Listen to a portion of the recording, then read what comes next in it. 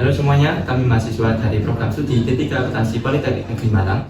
Dalam video ini, kami akan mempresentasikan hasil project based learning kami, yaitu tentang perancangan, implementasi, dan evaluasi sistem informasi akuntansi, manufaktur yang berbasis aplikasi internet.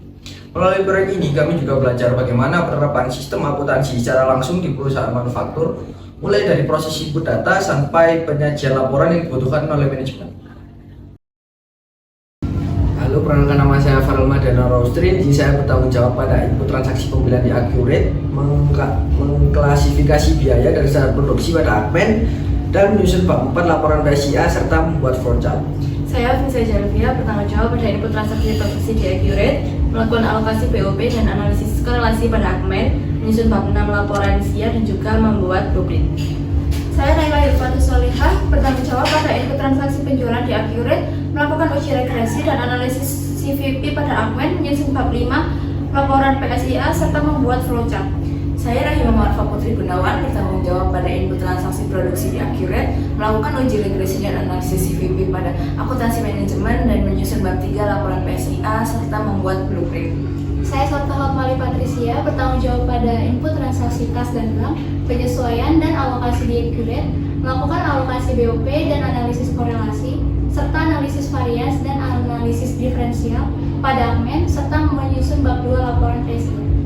Saya Valen Fadila, saya bertanggung jawab pada setup database Accurate dan mengklasifikasi biaya dan standar produksi pada Admin, serta menyusun bab 1 laporan PSIA.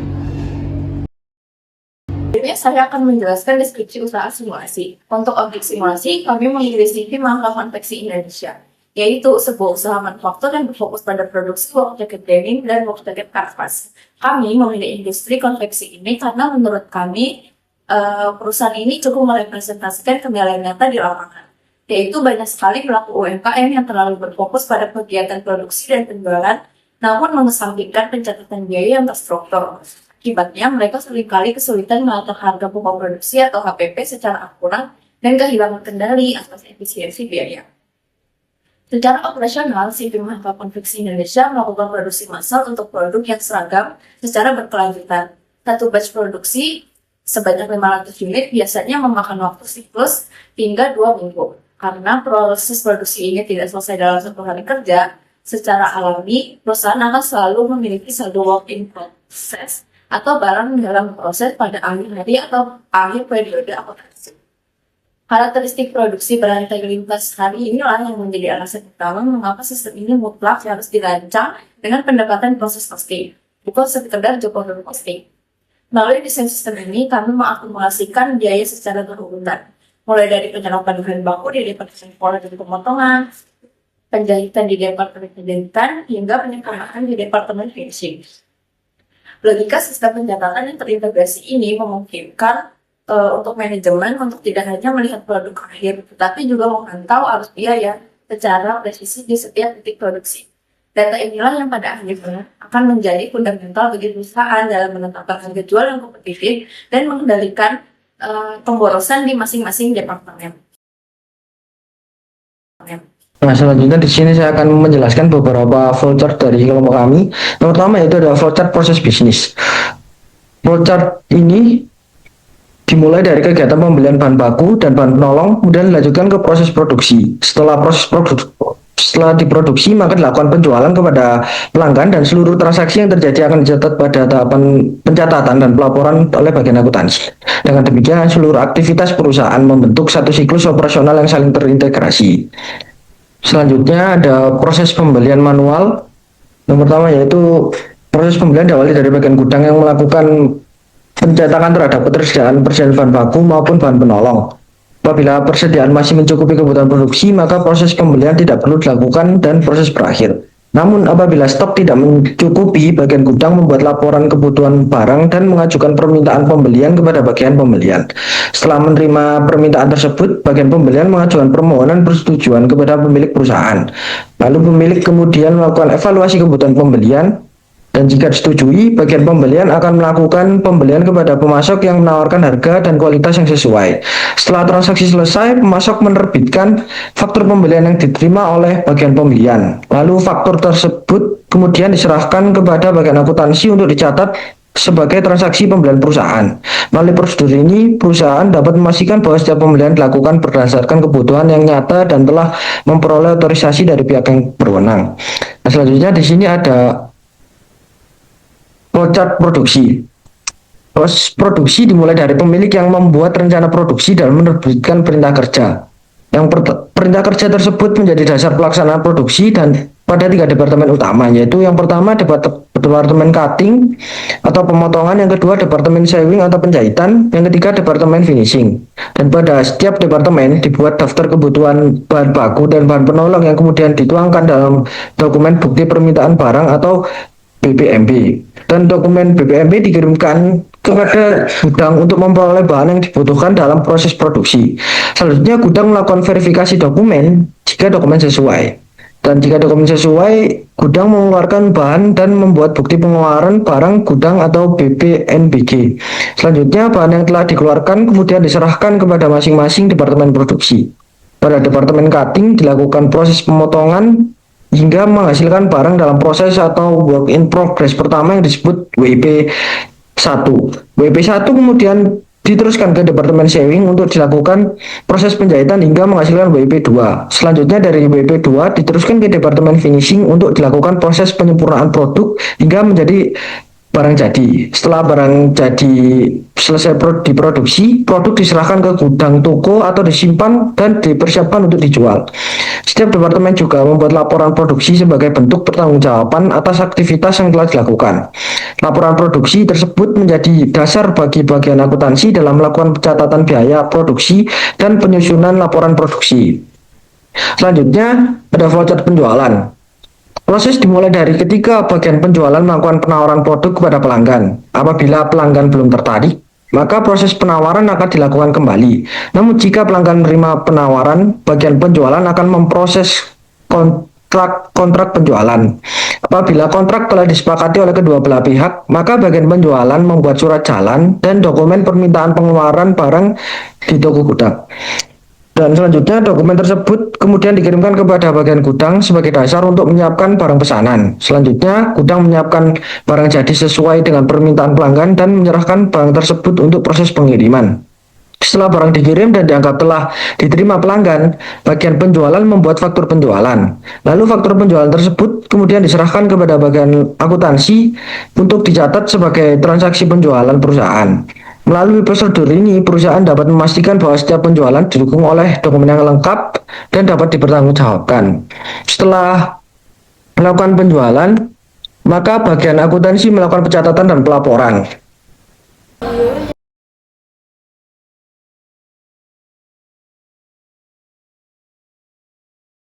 Pada tahap desain dan implementasi sistem, kami tidak hanya mengembangkan sistem secara mandiri, tetapi juga melakukan konsultasi secara berkala dengan dosen pengampu untuk memastikan bahwa sistem yang dibangun telah sesuai dengan kebutuhan perusahaan manufaktur, konsep akuntansi, serta ketentuan project based learning. Konsultasi pertama dilakukan dengan dosen PSIA yang berfokus pada perancangan blueprint, sistem, dan penyusunan laporan proyek. Pada tahap ini, kami memperoleh berbagai masukan terkait alur proses bisnis, kelengkapan dokumen yang digunakan dalam sistem, struktur flowchart, serta keterkaitan antara proses pembelian, produksi, dan penjualan. Selain itu, kami juga mendapatkan arahan dalam penyusunan laporan PBL agar pembahasan yang disajikan lebih sistematis, mudah dipahami, dan mampu menggambarkan keseluruhan proses pengembangan sistem secara komprehensif. Berdasarkan masukan tersebut, kami melakukan beberapa perbaikan pada blueprint dan dokumentasi proyek, sehingga sesuai dengan kondisi perusahaan manufaktur yang kami simulasikan. Selanjutnya, kami melakukan konsultasi dengan dosen kompak yang berfokus pada implementasi sistem menggunakan Accurate Online. Dalam proses ini, kami mendapatkan arahan terkait pengaturan database, pembuatan master data, penggunaan modul manufaktur, serta penginputan transaksi pada setiap siklus bisnis perusahaan. Selama proses implementasi, kami menemukan beberapa kendala pada penginputan transaksi produksi dan penggunaan modul manufaktur. Melalui konsultasi tersebut, kami memperoleh solusi dan langkah perbaikan sehingga proses produksi dapat berjalan sesuai alur yang telah dirancang pada blueprint. Setelah menerima masukan dari dosen kompak, kami melakukan revisi terhadap beberapa pengaturan dan transaksi. Baik, untuk selanjutnya saya akan menjelaskan terkait setup database. Nah, pertama-tama kita tentunya login Accurate dulu ya. Nah, pada tab ini kami melakukan setup database Accurate Online sesuai dengan blueprint yang telah dirancang sebelumnya. Nah, untuk memulai setup database-nya, pastinya lakukan login ke Accurate terlebih dahulu dan akan ditampilkan menu dashboard seperti ini. Selanjutnya, untuk setupnya, maka pertama-tama adalah atau langkah pertama yang kami lakukan adalah mengatur periode akuntansi serta mengaktifkan fitur manufaktur agar sistem dapat mendukung seluruh proses produksi usaha. Nah, untuk mengaturnya, kita masuk ke menu pengaturan ini, pengaturan, pilih preferensi. Nah, ini di bagian sini kita mulai karena data kami mulainya April, maka kita inputkan di sini 31 bulan Maret 2020. Nah, untuk fitur-fiturnya telah saya bilang tadi. Di sini kami mengaktifkan fitur ini, mata uang, pajak, dan sebagainya. Karena untuk melakukan setting pada akun chart of akun kita, biar bisa diedit seperti itu. Di sini kami menghidupkan fitur mata uang, pajak, dan sebagainya. Lalu untuk fitur pajak, ini tidak kami isi, karena pada proyek BPL ini kami perusahaan yang kita ambil tidak melakukan pelaporan pajak seperti itu. Dan untuk fitur perusahaan seperti ini tadi sudah selesai. Nah, untuk penjualan ini hampir tidak ada yang kami rubah. Begitu pula dengan menu pembelian dan persediaan seperti itu. Nah, untuk manufaktur ini karena sebelumnya di perusahaan ini setelah memilih kategori manufaktur, maka otomatis di fitur ini di bagian persediaan manufaktur sudah tertentang otomatis, dan maka otomatis juga akan muncul manufaktur di sini. Nah, maka untuk kita masuk di manufaktur, kita setting terlebih dahulu akun-akun di sini. Nah, untuk produksi dan bahan baku kita tidak centang karena tidak ada produksi yang memerlukan bahan baku. Ya, tidak ada produksi yang tidak memerlukan bahan baku seperti itu. Ini tetap 2 hari, standar biaya produksinya ini kita centang, dan lainnya ini tidak kita centang sama sekali. Nah, ini yang perlu disetting adalah di bagian ini, perintah kerja. Nah, perintah kerja ini untuk pekerjaan dalam proses kami setting kepada akun persediaan dalam proses transit. Karena nantinya di proyek kami ini menu WIP atau barang yang diproduksi itu hampir selesai. Memang selesai lebih dari 1 hari, tapi untuk memasukkan nominal produk yang diproses kami masukkan ke akun ini persediaan dalam proses transit seperti itu. Dan nantinya tetap ada akun WIP atau work in process tiap departemen, tapi itu hanya digunakan jika pada akhir bulan masih terdapat produksi yang belum selesai. Jadi nantinya akan masuk ke akun-akun tersebut, WIP tersebut. Untuk selisih biaya produksi kita menggunakan akun selisih biaya produksi seperti itu. Nah, untuk akun-akunnya sendiri yang ada di sini itu sebenarnya kita setting di bagian COA. Nah, untuk penyusunan chart of account atau COA-nya ini kita sesuaikan dengan kebutuhan perusahaan manufaktur masing-masing. Kebetulan di perusahaan kita atau pada kelompok kami, akun persediaan ini menggunakan akun persediaan bahan baku untuk mencatat bahan utama yang digunakan dalam proses produksi dan penjajah seperti itu, serta persediaan bahan penolong untuk mencatat bahan pendukung proses. Nah, untuk chart of account kita itu kita bisa cek di sini menu perusahaan. Sebentar, saya lagi ini buku besar, kita pilih akun perkiraan. Nah, akun perkiraan ini kita impor nih dari Excel, lalu kita pilih database yang akan kita pilih seperti itu. Dan di sini saya sudah menyiapkan filenya yang akan kita impor seperti ini filenya.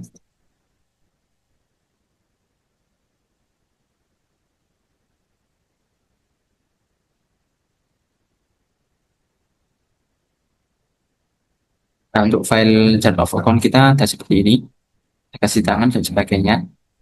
Dan sekedar penjelasan tambahan dari kami untuk mendukung penerapan proses costing di proyek ini, kami memisahkan akun barang dalam proses atau BTB menjadi 3 akun seperti yang tadi saya bilang ini. Jadi 3 akun. Karena di perusahaan kami ada 3 departemen seperti itu, yaitu persediaan BTP Departemen Cutting, persediaan BTP Departemen Sewing, dan juga persediaan BTP Departemen Finishing seperti ini. Nah, pemisahan akun ini bertujuan agar biaya produksi dapat ditelusuri pada setiap tahapan proses sehingga memudahkan pengendalian dan evaluasi biaya seperti itu. Nah, setelah seluruh proses produksi selesai, biaya yang terkumpul pada akun BTP akan dipindahkan ke akun persediaan barang jadi. Nah, tapi pada konteks perusahaan kami, persediaan BTP ini seperti yang tadi telah saya bilang, digunakan hanya untuk ketika produksi di akhir periode atau akhir bulan masih terdapat produksi yang belum selesai. Jadi masuknya ke persediaan ini. Dan untuk menampung sementara nilai persediaan yang diproduksi, maka kita menggunakan ini. Akun persediaan dalam proses transit seperti itu. Setelah produksi selesai, maka akan dipindahkan ke persediaan barang jadi ini. Dan dengan demikian, perusahaan dapat mengetahui nilai produk yang telah selesai diproduksi dan siap untuk dijual. Nah, pada kelompok biaya produksi, kami menggunakan akun biaya bahan baku, biaya tenaga kerja langsung, dan biaya overhead pabrik. Jadi, biaya bahan baku, biaya tenaga kerja langsung, dan biaya tenaga perangkat seperti itu. 3 akun ini digunakan untuk mengumpulkan seluruh biaya yang terjadi selama proses produksi, sehingga perhitungan harga pokok produksi ini dapat dilakukan secara lebih akurat. Selain itu, kami juga menyediakan akun selisih biaya produksi untuk membantu perusahaan melakukan evaluasi apabila terdapat perbedaan antara biaya yang direncanakan dengan biaya yang sebenarnya terjadi selama proses produksi. Nah, untuk mendukung pencatatan transaksi pembelian dan penjualan, kami menggunakan akun utang usaha, sehingga seluruh transaksi dapat tercatat sesuai dengan ketentuan perpajakan dan prinsip akuntansi yang berlaku. Sebenarnya kami di sini sudah menyiapkan akun PPN keluaran dan PPN masukan. Tetapi karena perusahaan kami yang kami ambil ini tidak melakukan pelaporan PPN atau pajak, jadi untuk akun ini PPN masukan dan PPN keluaran tidak kami pakai seperti itu. Nah, dengan struktur akun yang telah dirancang, seluruh transaksi mulai dari pembelian bahan baku, proses produksi dengan hingga penjualan barang jadi dapat tercatat secara terintegrasi. Hal ini memungkinkan sistem menghasilkan informasi biaya produksi, harga pokok penjualan, serta laporan keuangan yang akurat dan dapat digunakan sebagai dasar pengambilan keputusan manajerial. Seperti itu. Nah, kembali lagi kepada setup di Accurate. Tadi setelah kita melakukan proses impor, seperti ini tampilannya. Nah, kita akan pilih. Kebetulan di sini saya sudah menyiapkan habis seperti ini. Kita akan inputkan. Kita tinggal OK. Kita open. Lalu kita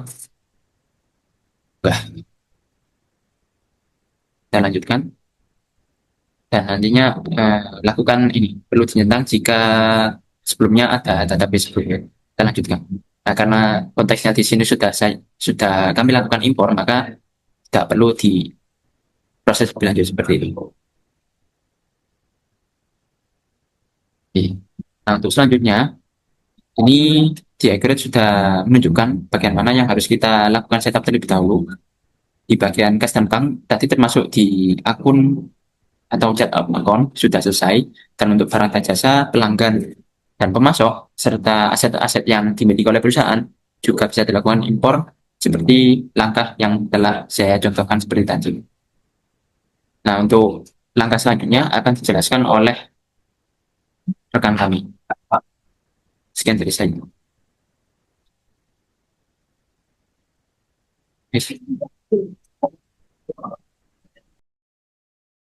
Di sini saya akan menjelaskan transaksi pembelian. Pada tahap ini, kami membuat purchase order sebagai dokumen pemesanan bahan baku kepada supplier. Proses dimulai dengan membuka menu pembelian, pilih pesanan pembelian. Selanjutnya,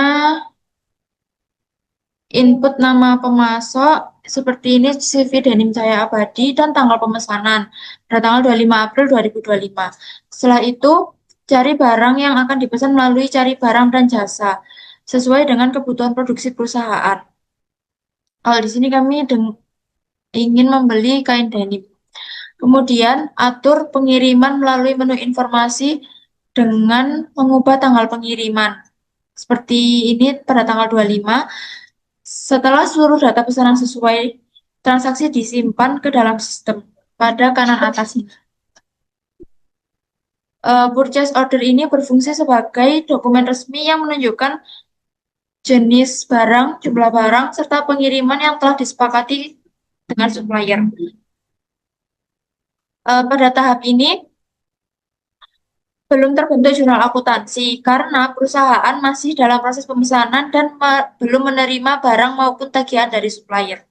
Setelah supplier mengirimkan barang, tahap selanjutnya yaitu melakukan penerimaan barang untuk mencatat bahwa bahan baku telah diterima oleh perusahaan. Proses dimulai dengan membuka menu pembelian, kemudian pilih penerimaan barang. Selanjutnya input nama supplier, CV denim abadi, dan tanggalnya, serta nomor surat jalan sebagai dokumen pendukung penerimaan barang.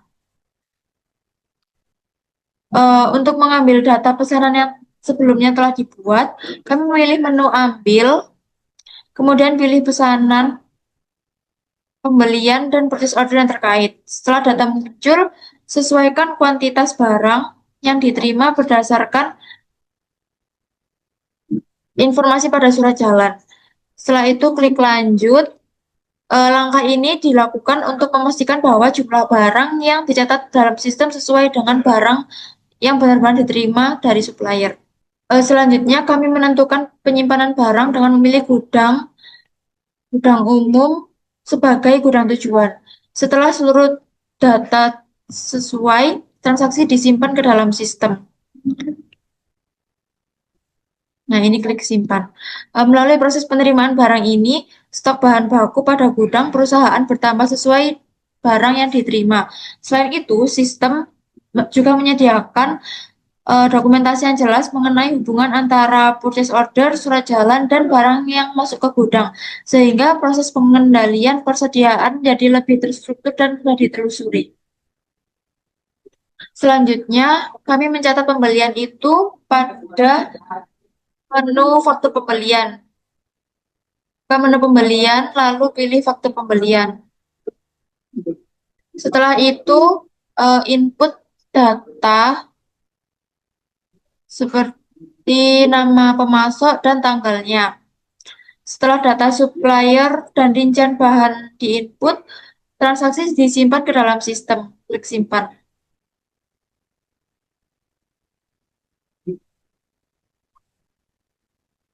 Saat faktur pembelian dibuat, Accurate secara otomatis membentuk jurnal yang dapat dilihat pada menu rincian jurnal. Pada menu rincian jurnal ini, yaitu debit persediaan bahan baku dan kredit hutang usaha. Jurnal ini menunjukkan bahwa persediaan perusahaan bertambah karena bahan baku telah diterima, sedangkan hutang usaha muncul karena perusahaan belum melakukan pembayaran kepada supplier. Selanjutnya, kami melakukan pelunasan melalui menu pembayaran, pembelian.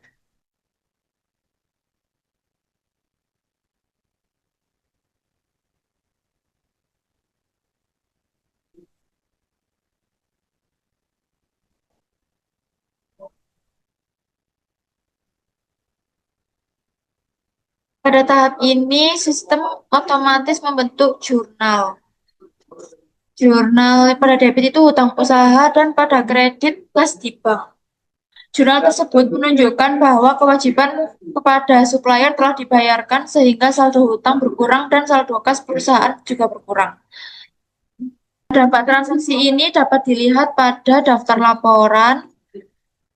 Pilih daftar laporan, lalu ke buku besar. Setelah itu, pilih neraca percobaan. Nah, input tanggal Dari kalau saya memberi contoh dari tanggal 27 April 2025 sampai 28 April 2025. Setelah itu tampil ini centang, setelah itu tampilkan.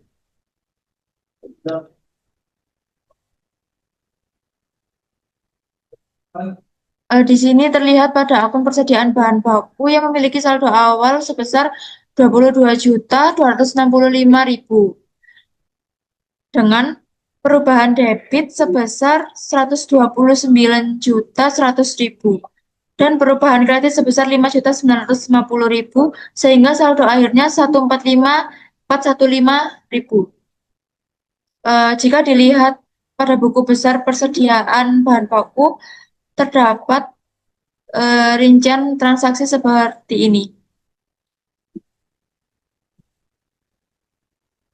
Nah, ini terdapat rincian transaksi pembelian yang menyebabkan kenaikan saldo persediaan secara signifikan. Hal ini menunjukkan bahwa perusahaan melakukan pengadaan bahan baku dalam jumlah besar untuk mendukung proses produksi. Jadi 129 juta ini.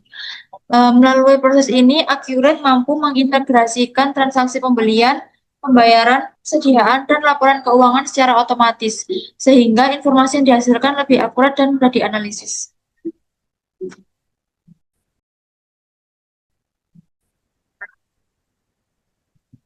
Jadi di sini saya akan menjelaskan proses produksi untuk dua jenis produk yang kami produksi, yaitu jaket denim dan juga jaket kanvas.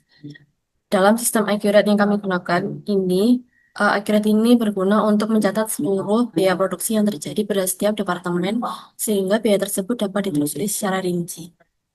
Sebelum memulai proses produksi, kita terlebih dahulu membuat formula produksi. Di aplikasi Accurate ini kita ke menu manufaktur. Di situ ada beberapa menu yang akan kita isi untuk mengisi produksi ini. Di antaranya ada formula produksi, ada perintah kerja, pengambilan bahan baku, dan juga penyelesaian barang jadi. Lalu yang pertama kita membuat formula terlebih dahulu.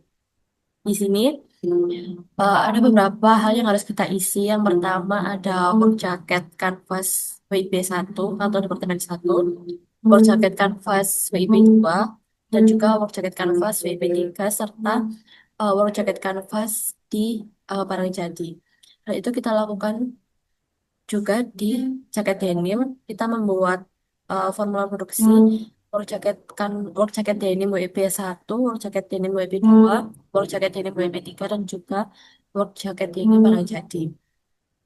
Ada beberapa hal yang perlu kita isi di sini. Yang pertama adalah produk utama yang sudah saya sebutkan tadi, lalu ada kuantitas dan juga nomor formulanya. Pada setiap departemen ada rincian bahan baku yang harus diisi. Di Departemen 1, yaitu bahan bakunya adalah kain, di mana di sini yang dimaksudkan adalah kain kanvas dan juga kain denim.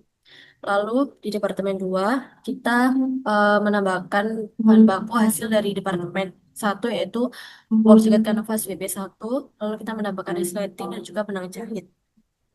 Lalu di Departemen 3, ulangi hal yang sama, kita menambahkan hasil dari Departemen 2, yaitu work jacket canvas WB 2, label, dan juga plastik ziplock. Lalu setelah itu di work jacket barang jadi ini kita masuk rincian buku dari Departemen 3, yaitu work jacket canvas WB 3. Setelah semuanya kita buat, maka akan tampilannya akan seperti ini. Di sini terdapat Departemen 1, 2, 3 dari work jacket canvas dan juga work jacket denim serta barang jadinya. Setelah itu kita akan masuk ke proses produksi, di mana di sini kita melalui 3 tahap, yaitu perintah kerja, pengambilan bahan baku, dan juga penyelesaian barang jadi. Yang pertama adalah perintah kerja. Jadi proses produksi itu dimulai pada Departemen Bola Potong, di mana pada tahap ini bahan baku utama yaitu berupa kain Di sini kain kanvas dan juga kain liningnya itu dikeluarkan dari gudang untuk digunakan dalam proses produksi.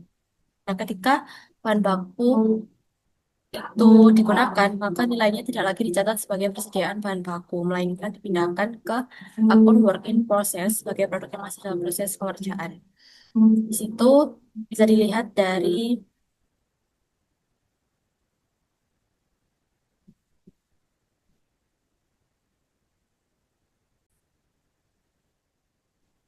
jadi ketika bahan baku itu digunakan, maka nilainya itu tidak lagi dicatat sebagai persediaan bahan baku, melainkan dipindahkan ke akun work in process atau WIP sebagai produk yang masih dalam proses pengerjaan.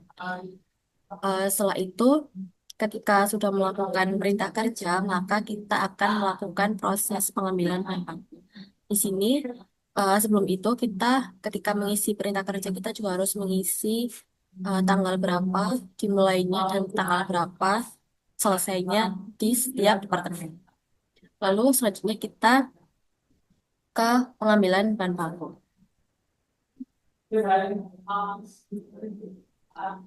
Nah, di sini setelah proses dari departemen satu itu sudah selesai, maka produk dalam prosesnya itu dipindahkan ke departemen penjahitan melalui uh, fitur proses transfer. Di mana pada tahap ini semua biaya yang telah terbentuk pada departemen pelaporan itu akan ikut berpindah dan menjadi biaya awal pada departemen penjahitan atau di sini. Nah, hal itu juga bisa dilihat dari rincian jurnalnya, yaitu ini, di mana ketika bahan bakunya itu sudah digunakan, maka dia eh, tidak lagi dicatat sebagai persediaan bahan baku, melainkan dia dikreditkan ke akun WIP sebagai produk masih dalam proses pengerjaan di sini. Setelah itu, eh, ketika sudah mengambil bahan baku yang sudah ditentukan seperti di formula produksi, maka kita akan melakukan proses penyelesaian barang jadi. Di penyelesaian barang jadi ini, kita mengisi perintah kerja dan juga nomor penyelesaian dan juga tanggal penyelesaian yang sudah kita tetapkan. Sehingga eh, tanggal ini harus sesuai dengan tanggal di perintah kerja di Departemen 1. Sehingga semua departemen itu harus sesuai tanggalnya dari tanggal mulai hingga tanggal selesai. Contohnya ini di Departemen 2 itu tanggalnya di tanggal 8 seperti yang ada di sini. Nah, ini dimulai dari tanggal 5 hingga tanggal 8.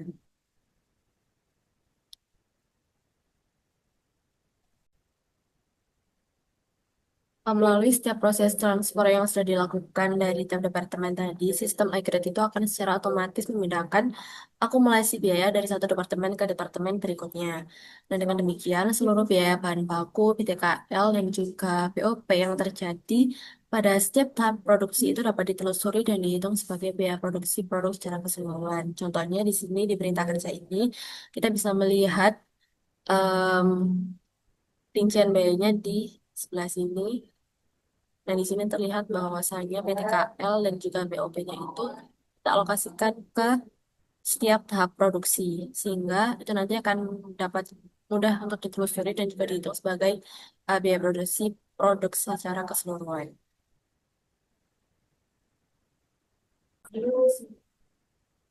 Lalu di sini kita bisa melihat neraca standarnya di bagian laporan keuangan. Nah, pada tampilan ini kita dapat melihat seluruh mutasi biaya yang terjadi selama proses produksi, di mana akun WIP itu menunjukkan penambahan biaya dari setiap departemen serta pemindahan biaya antar proses hingga produk itu selesai diproduksi menjadi barang jadi. Nah, melalui pencatatan ini, perusahaan itu dapat mengetahui berapa total biaya produksi jaket denim dan juga jaket kanvas secara akurat, mengevaluasi efisiensi setiap departemen, serta memastikan seluruh biaya produksi itu telah dialokasikan dengan tepat sebelum produk masuk ke persediaan barang jadi.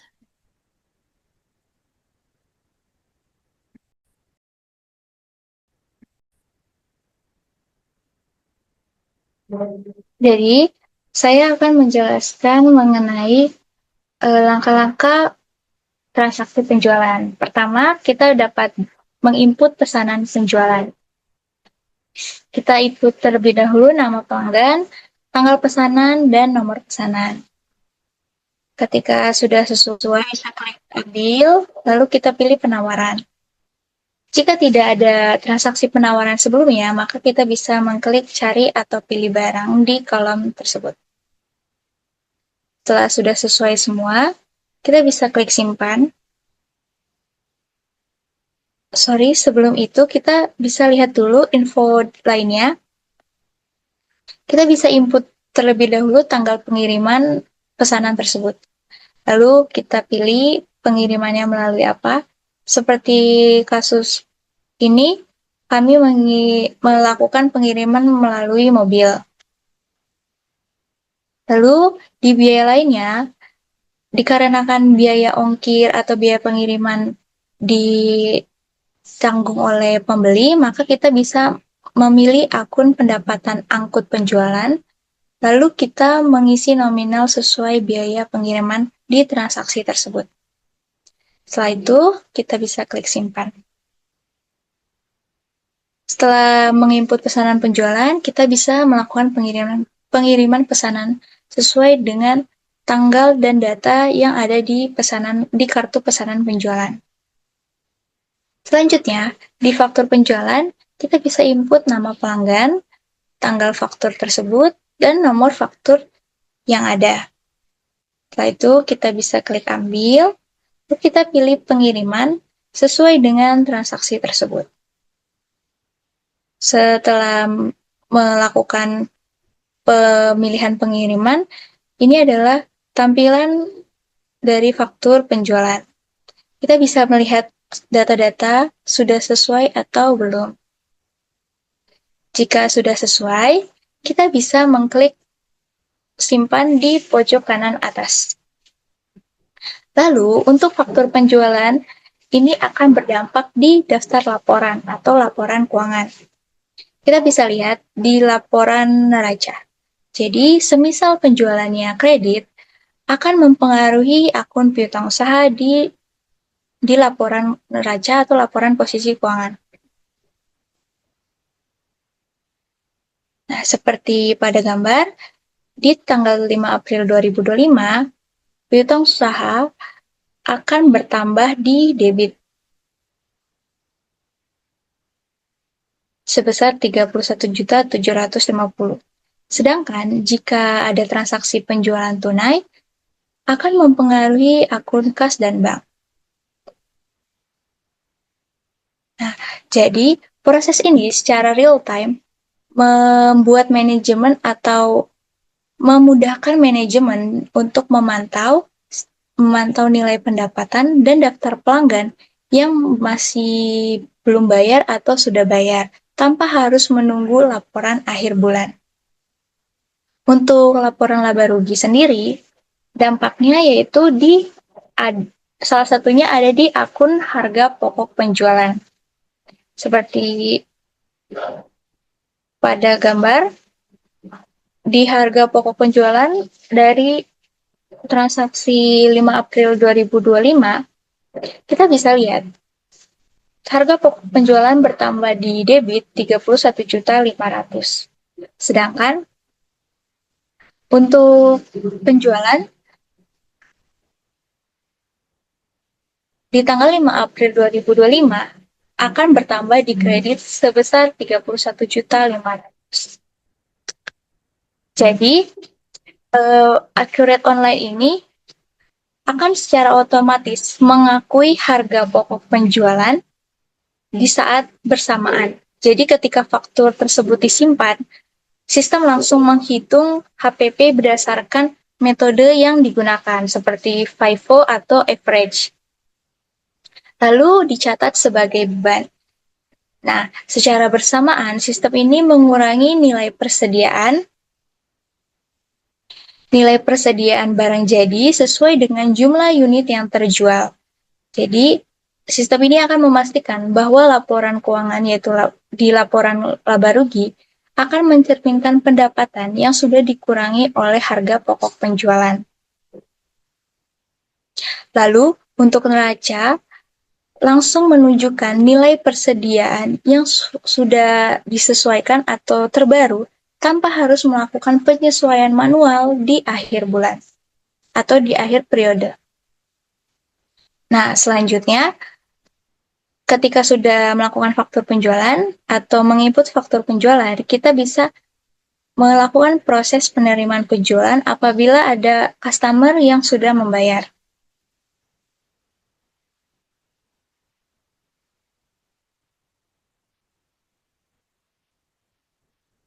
Kita bisa input terlebih dahulu nama pelanggannya, lalu metode bank, dari sini kita buat di kas di bank, lalu untuk nilai pembayarannya kita input.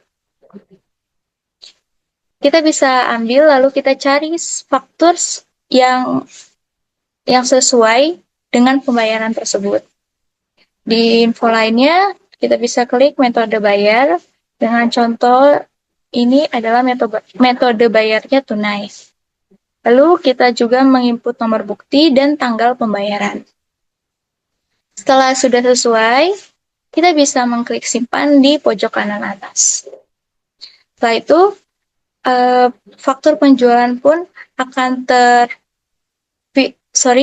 piutang usaha, jika pembayarannya lunas, maka piutang usaha akan diproses lalu diperbarui melalui sistem secara otomatis. Jadi, keakuratan proses di Accurate Online ini memiliki integrasi penuh antar modulnya. Nah, contohnya, modul penjualan akan berintegrasi dengan modul persediaan untuk mengambil data harga pokok barang. Lalu, selain persediaan, modul penjualan juga akan terintegrasi dengan modul piutang untuk mengambil data pelanggan yang sudah dibayar atau yang belum membayarnya. Lalu akan berintegrasi juga dengan modul buku besar untuk memperbarui laporan keuangan. Bahkan ketika adanya transaksi retur penjualan, sistem akan berjalan secara mundur, yaitu HPP akan berkurang dan persediaan akan bertambah kembali. Dan untuk piutang pelanggan akan berkurang. Jadi, sistem ini tidak hanya melakukan transaksi secara terpisah, tetapi menjalankan siklus akuntansi yang lengkap dan terintegrasi melalui satu ekosistem atau secara bersamaan. Untuk selanjutnya akan dijelaskan oleh rekan saya.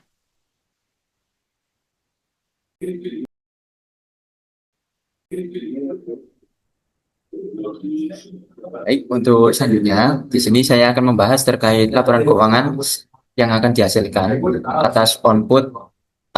sebagai output dari siklus akuntansi perusahaan CV Mahaga Konveksi Indonesia yang kami terapkan menggunakan Accurate Online. Nah, jadi pada tahap ini saya akan menjelaskan hasil akhir dari seluruh transaksi yang telah kami input ke dalam Accurate Online, yaitu laporan harga pokok produksi, laporan laba rugi, laporan posisi keuangan, dan laporan arus kas. Sebenarnya masih banyak ya laporan keuangan yang bisa dihasilkan, cuma di sini saya bersama kelompok kami akan membahas di laporan-laporan tersebut. Nah, untuk membahas atau melihat laporannya, kita bisa akses melalui ini, daftar laporan ini. Kita pilih yang daftar laporan. Lalu untuk laporan harga pokok produksi, kita pilih di bagian manufaktur. Kita pilih yang ini, harga pokok produksi. Lalu ini kita inputkan periodenya. Di sini karena periode yang kami April 2025. Ini kita pilih. Nah, laporan ini, di laporan harga pokok produksi ini menunjukkan seluruh biaya yang telah dikeluarkan perusahaan selama proses manufaktur berlangsung. Pada periode April 2025 ini, total biaya bahan baku yang digunakan dalam proses produksi mencapai sekitar 509,6 juta sekian. Ini. Langsung pilih. Nah, selain itu terdapat biaya tenaga kerja langsung dan biaya overhead pabrik sebesar 14,7 juta sekian ini untuk pabrik. Nah, setelah memperhitungkan seluruh komponen biaya produksi dan penyesuaian yang terjadi, perusahaan ini menghasilkan harga pokok produksi sebesar 524 juta sekian. Dan nilai ini menunjukkan bahwa nilai tersebut merupakan total biaya yang dibutuhkan untuk menghasilkan produk selama periode April. Secara ini. Nah, untuk selanjutnya, kita beralih ke laporan-laporan. Untuk beralih ke laporan selanjutnya, kita tinggal pilih menu ini. Kita pilih di keuangan. Kita pilih yang laporan standar. Nah, ini sama, kita inputkan awal periode hingga akhir periode.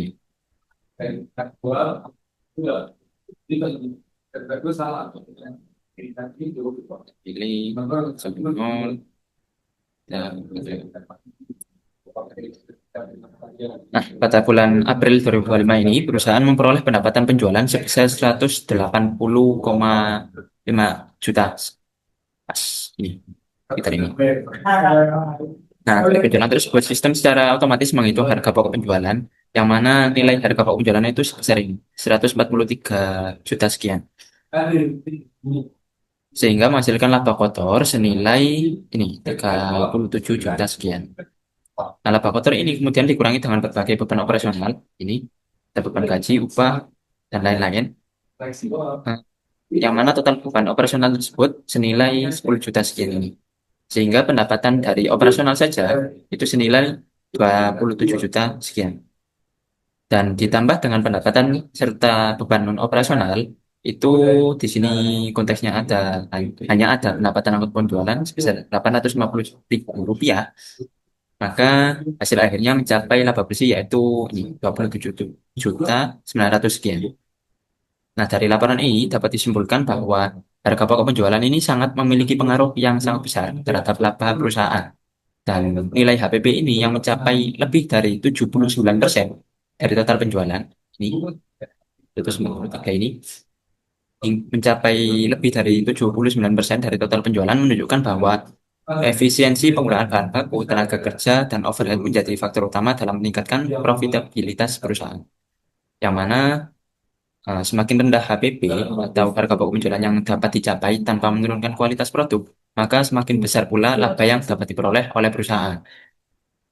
Nah, untuk selanjutnya, kita beralih ke laporan posisi keuangan. Kita tinggal pilih menu yang tadi, kita pilih yang ini, neraca. Neraca ini sama dengan laporan posisi keuangan ya. Nah, ini kita pilih per tanggal akhir periode, yaitu 30/04. Kita tampilkan dengan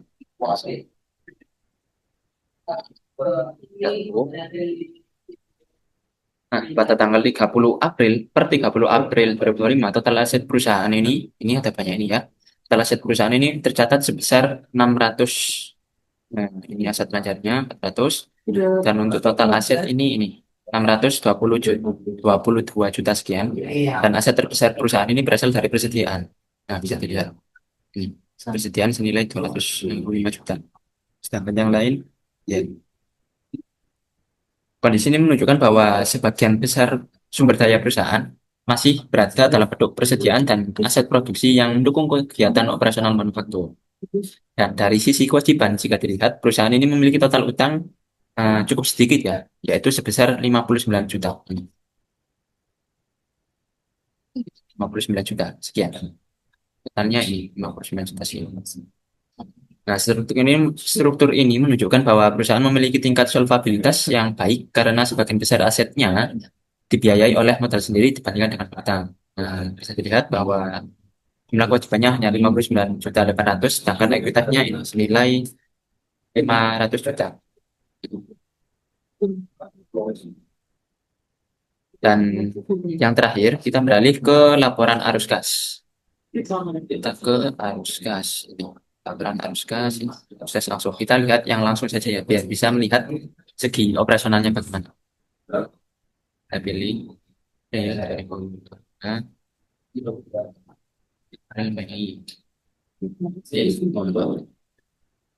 April cuy.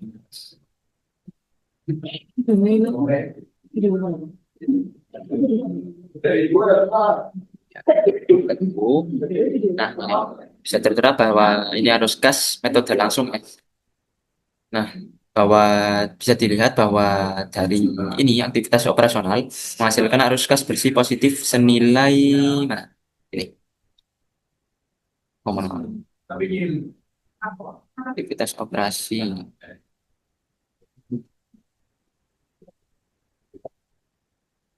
Ya, belum.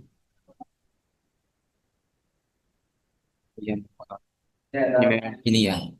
Jadi di aktivitas operasi ini dari penjualan ini sekitar 109 juta, sedangkan untuk pembelian ini untuk pembelian persediaan, terutama persediaan manufaktur, yaitu bahan baku dan sebagainya. Ini memang terjadi karena eh, kami membeli bahan baku untuk produksi di bulan selanjutnya atau periode Mei itu di bulan April seperti itu. Jadi nilainya 2 kali lipat lebih tinggi. Sehingga dari aktivitas operasi ini minus minus minus sekitar 115 juta. Dan dari aktivitas investasi maupun pendanaan ini tidak ada nilainya, jadi aktivitas yang dipakai di periode ini senilai 115 juta, yang mana kas setara kas di awal periode ini senilai 200 juta sekian. Sehingga kas setara kas di akhir periode tersisa ini 93 juta sekian, seperti itu. Nah, berdasarkan keseluruhan laporan yang telah saya bahas, mulai dari harga pokok produksi, laba rugi, operasional perusahaan, terus posisi keuangan, laporan posisi keuangan, dan laporan arus kas, bisa disimpulkan bahwa sistem yang kami bangun atau ya sistem yang kami bangun ini berhasil mengintegrasikan proses pembelian, produksi, dan penjualan menjadi informasi keuangan yang lengkap. Harga pokok produksi yang terbentuk selama proses manufaktur ini akhirnya akan menjadi harga pokok penjualan saat produk dijual. Kemudian dari harga pokok produksi tersebut akan mempengaruhi laba perusahaan yang tercermin pada laporan laba rugi, dan pada akhirnya laba yang dihasilkan pada saat akhir periode akan mempengaruhi nilai modal akhir di laporan posisi keuangan. Jadi harga pokok produksi ini nantinya akan mempengaruhi harga pokok penjualan yang ada di sini. Cuma ini harga pokok penjualan ini yang dicatat senilai unit yang dijual ya. Jadi harga pokok produksinya belum tercatat semua. Dan ini harga pokok produksinya 524 juta, sedangkan di sini cuma tertera 143, seperti itu. Nah, laba rugi yang dihasilkan di sini akan menjadi penambah nilai di modal atau ekuitas di laporan posisi keuangan, seperti itu.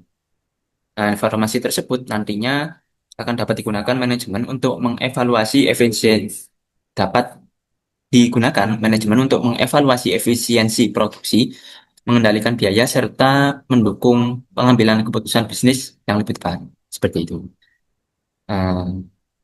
Untuk pembahasan laporan keuangan yang dihasilkan sebagai output dari siklus akuntansi ini, cukup sekian. Untuk selanjutnya akan dibahas oleh rekan saya. Terima kasih.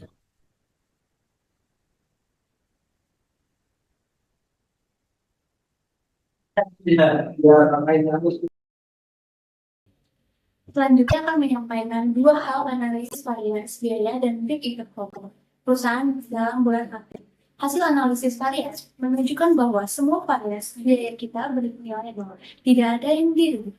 Untuk bahan baku sendiri, harga aktual sama dengan harga standar. Pemakaian aktualnya juga sama dengan pemakaian standar. Artinya tidak ada pemborosan. Sedangkan untuk tenaga kerja, jam kerja aktual di Departemen 1, 2, dan 3 sama seperti dengan jam standar. Jadi tidak ada lembur yang berlebih. Sedangkan untuk biaya overhead pabrik, biaya aktual yang kita keluarkan sama dengan biaya yang dibebankan ke produk. Jadi kesimpulannya, sementara perusahaan TV Mahakam Konveksi Indonesia beroperasi tepat sesuai rencana dan sangat efisien. Selanjutnya untuk margin kontribusi dan BEP, untuk harga jaket denimnya sendiri, kita menjual dengan harga 250.000 per unit. Jadi jaket denim ini mempunyai biaya variabel 102 sekian dengan margin kontribusinya 147 sekian per unitnya. Dan biaya tetap jaket denim sebesar 6.755 sekian, maka BEP-nya menjadi 46 unit. Artinya perusahaan harus menjual minimal 46 unit jaket denim agar tidak menjadi rugi. Lalu, untuk penjualan aktual kita 400 unit, selisihnya sangat jauh. Untuk jaket kanvas, harganya 230.000 per unit, dan biaya variabelnya 72 sekian. Sedangkan margin kontribusinya 157.000 per unit. Angka ini lebih besar dari jaket ini. Dan biaya tetapnya sama 6.750.000 sekian. Sehingga BP-nya hanya 43.000 dan penjualannya hanya 350.000. Jadi ini adalah di atas BP. Dengan kata lain, perusahaan kita kedua produk ini sudah melewati titik impas dengan selisih yang sangat besar. Secara keseluruhan ada 4 kesimpulan utama. Yang pertama, seluruh variasi biaya bernilai nol. Artinya perusahaan efisien dan sesuai rencana. Kedua, margin kontribusi jaket kanvas lebih besar daripada jaket itu, yaitu 157 sekian berbanding dengan 147.000 sekian per unitnya. Dan yang ketiga, BEP kedua produk sangat rendah, hanya 46 unit untuk jaket denim dan 43 unit untuk jaket kanvas. Dan yang keempat, penjualan aktual kita mencapai 400 unit jaket denim dan 350 unit jaket kanvas, jauh di atas BEP. Dengan demikian, CV Mahaka Konveksi Indonesia berada dalam kondisi keuangan yang sehat, efisien, sangat menguntungkan, serta memiliki ruang aman yang luas jika penjualan turun. Selanjutnya akan dijelaskan oleh rekan saya.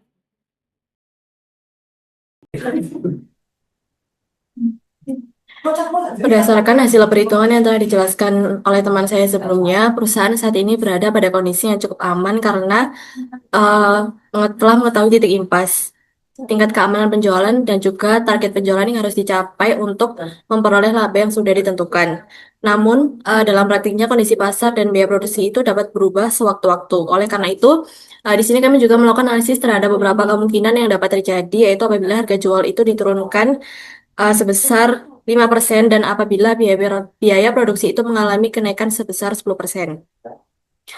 Pada grafik ini dapat dilihat bahwasannya ketika harga jual diturunkan sebesar 5%, maka break-even point kedua produk itu mengalami peningkatan.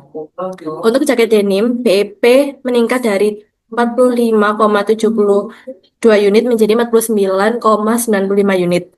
Kondisi ini terjadi karena penurunan harga jual menyebabkan margin kontribusi per unit itu menjadi lebih kecil. Akibatnya perusahaan harus menjual lebih banyak produk untuk menutup biaya tetap yang sama. Selain itu, kami juga mensimulasikan kenaikan biaya produksi sebesar 10%. Hasilnya menunjukkan bahwa BEP jaket denim meningkat menjadi 49,12 unit dan BEP jaket kanvas meningkat menjadi 44,88 unit. Kenaikan biaya produksi ini memberikan dampak yang hampir sama dengan penurunan harga jual, yaitu menurunkan margin kontribusi dan juga meningkatkan jumlah unit yang harus dijual agar perusahaan itu tidak mengalami kerugian.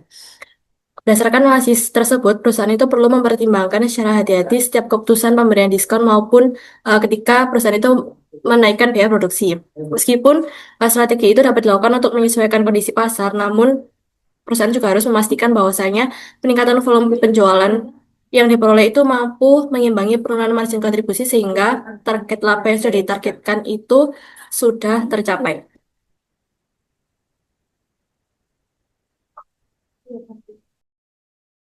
Selanjutnya adalah validasi UMKM dan revisi sistem. Implementasi proyek kami tentu tidak terhenti sebatas pada simulasi akademik di kelas. Setelah setup database dan seluruh transaksi selesai kami input ke dalam Accurate, kami turun langsung melakukan validasi bersama pihak UMKM CV Mahaka Konveksi Indonesia. Dari hasil pengujian bersama, mitra mengonfirmasi bahwa penggunaan sistem Accurate ini sangat membantu mereka dalam menjalankan proses bisnis. Proses bisnis menjadi jauh lebih terstruktur dan pelacakan alur barang mulai dari BIP 1, 2, 3 hingga menjadi barang jadi dapat dipantau dengan sangat transparan di dalam sistem. Namun, dalam proses validasi tersebut, pihak CV Mahaka Konveksi juga memberikan masukan terkait kendala praktis. Mereka merasa bahwa proses penginputan data awal di Accurate membutuhkan ketelitian yang sangat tinggi. Selain itu, beberapa penamaan pada chart of account atau COA dan master data dirasa masih terlalu teoritis, sehingga berpotensi untuk membingungkan staf operasional yang masih belum terbiasa dengan menggunakan software akuntansi. Merespon masukan dari CV Mahaka Konveksi tersebut, kami langsung melakukan revisi pada database pada sistem Accurate Cup itu sendiri. Kami menyesuaikan kembali struktur COA dan memodifikasi penamaan data persediaan di Accurate agar lebih aplikatif dan selaras dengan bahasa operasional, sehingga tidak membingungkan dan bukan sekedar memaksakan istilah baku dari teks. Langkah penyesuaian ini kami lakukan untuk meminimalisir risiko human error saat input data harian, sekaligus memastikan bahwa database Accurate yang kami bangun benar-benar user-friendly dan siap digunakan secara berkelanjutan oleh mitra UMKM.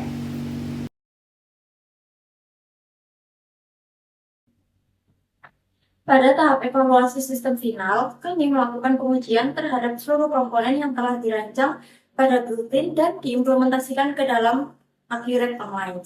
Pertama, pada evaluasi struktur chart of accounts atau COA, seluruh akun yang dirancang telah berhasil diterapkan sesuai kebutuhan perusahaan. Akun persediaan bahan baku, work in process per departemen, persediaan barang jadi, harga pokok penjualan, biaya tenaga kerja langsung, dan biaya overhead pabrik telah tersedia dan berfungsi sesuai desain awal.